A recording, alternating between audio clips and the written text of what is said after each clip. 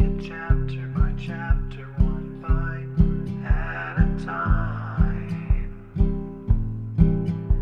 So many adventures and mountains we can climb.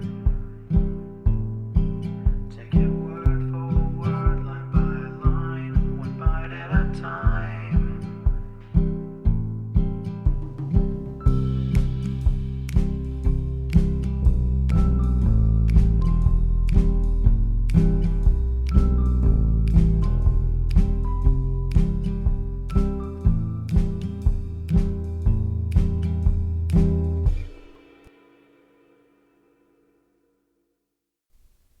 Welcome to Bite at a Time Books, where we read you your favorite classics one bite at a time.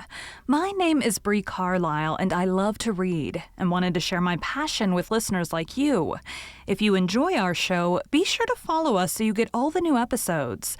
If you want to see exclusive behind the scenes of our show, follow us on YouTube. We would also love for you to drop us a rating on your favorite podcast platform and share our show with your friends. You can catch us on all the social medias at Bite at a Time Books or on our website, biteatatimebooks.com. Today we'll be continuing Anne of the Island by Lucy Maud Montgomery.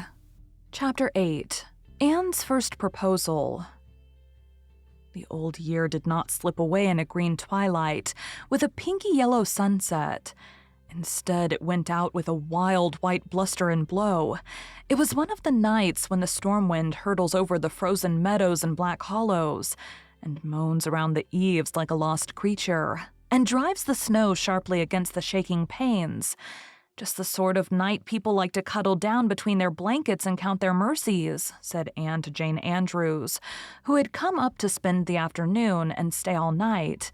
But when they were cuddled between their blankets in Anne's little porch room, it was not her mercies of which Jane was thinking. "Anne," she said very solemnly, "I want to tell you something. May I?"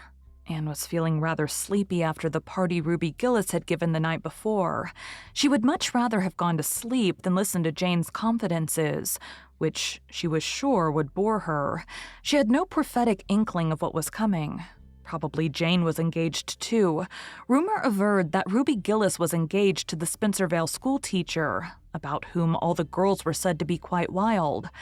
"I'll soon be the only fancy-free maiden of our old quartet," thought Anne drowsily.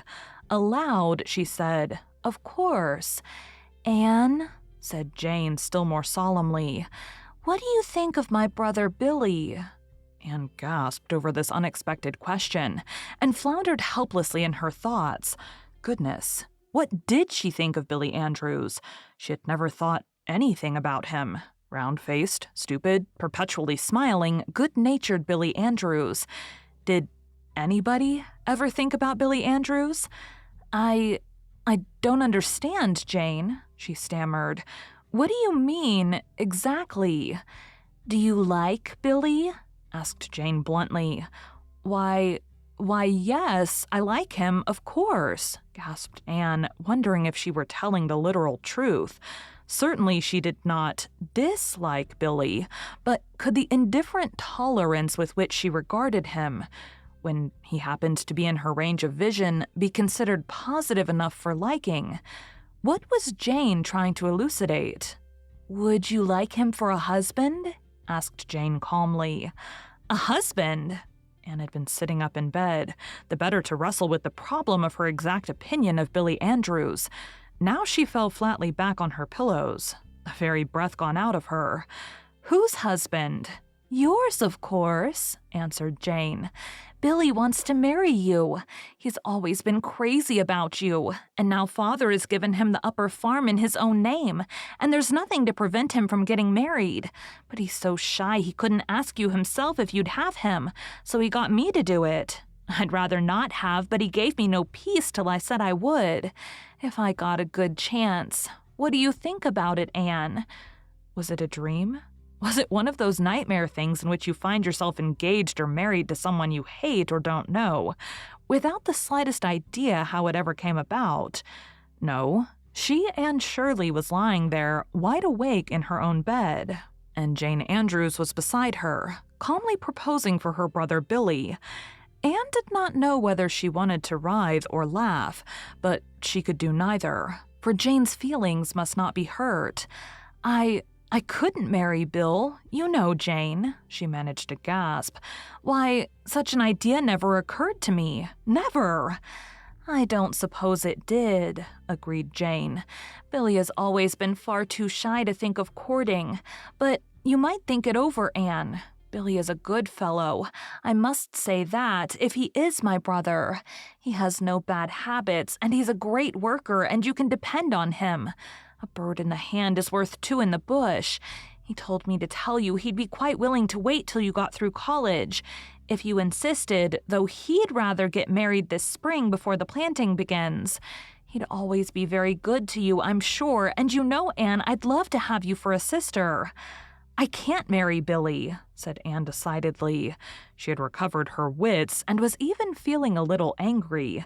It was all so ridiculous. "There's no use thinking of it, Jane. I don't care anything for him in that way, and you must tell him so." "Well, I didn't suppose you would," said Jane with a resigned sigh, feeling that she had done her best. "I told Billy I didn't believe it was a bit of use to ask you, but he insisted. Well, you've made your decision, Anne, and I hope you won't regret it." Jane spoke rather coldly. She had been perfectly sure that the enamored Billy had no chance at all of inducing Anne to marry him. Nevertheless, she felt a little resentment that Anne Shirley, who was, after all, merely an adopted orphan without kith or kin, should refuse her brother, one of the Avonlea Andrews. Well, pride sometimes goes before a fall, Jane reflected ominously. Anne permitted herself to smile in the darkness over the idea that she might ever regret not marrying Billy Andrews. "I hope Billy won't feel very badly over it," she said nicely. Jane made a movement as if she were tossing her head on her pillow. "Oh, he won't break his heart. Billy has too much good sense for that. He likes Nettie Blewett pretty well, too, and Mother would rather he married her than anyone. She's a good manager and saver. I think when Billy is once sure you won't have him, he'll take Nettie. Please don't mention this to anyone, will you, Anne?" "Certainly not," said Anne, who had no desire whatever to publish abroad the fact that Billy Andrews wanted to marry her, preferring her, when all was said and done, to Nettie Blewett. Nettie Blewett! "And now I suppose we'd better go to sleep," suggested Jane. To sleep went Jane easily and speedily, but though very unlike Macbeth in most respects, she had certainly contrived to murder sleep for Anne. That proposed-to damsel lay on a wakeful pillow until the wee smaws, but her meditations were far from being romantic.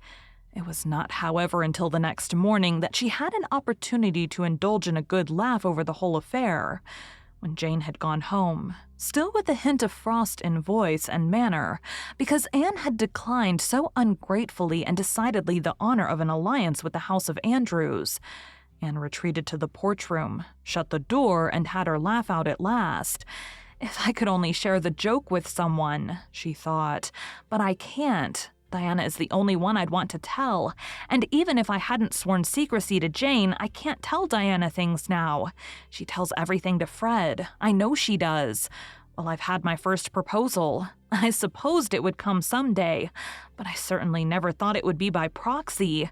It's awfully funny, and yet there's a sting in it, too, somehow." Anne knew quite well wherein the sting consisted, though she did not put it into words. She had had her secret dreams of the first time someone should ask her the great question, and it had, in those dreams, always been very romantic and beautiful, and the someone was to be very handsome and dark-eyed and distinguished-looking and eloquent, whether he were Prince Charming to be enraptured with, yes, or one to whom a regretful, beautifully worded but hopeless refusal must be given. If the latter, the refusal was to be expressed so delicately that it would be next best thing to acceptance, and he would go away, after kissing her hand, assuring her of his unalterable, lifelong devotion, and it would always be a beautiful memory, to be proud of and a little sad about also. And now this thrilling experience had turned out to be merely grotesque. Billy Andrews had got his sister to propose for him because his father had given him the upper farm, And if Anne wouldn't have him, Nettie Blewett would. There was romance for you with a vengeance. Anne laughed, and then sighed. The bloom had been brushed from one little maiden dream. Would the painful process go on until everything became prosaic and humdrum? Thank you for joining Bite at a Time Books today, while we read a bite of one of your favorite classics. If you enjoy our show, be sure to follow us so you get all the new episodes. If you want to see exclusive behind the scenes of our show, follow us on YouTube. We would also love for you to drop us a rating on your favorite podcast platform and share our show with your friends. You can catch us on all the social medias at Bite at a Time Books or on our website, biteatatimebooks.com. Again, my name is Bree Carlile, and I hope you come back tomorrow for the next bite of Anne of the Island.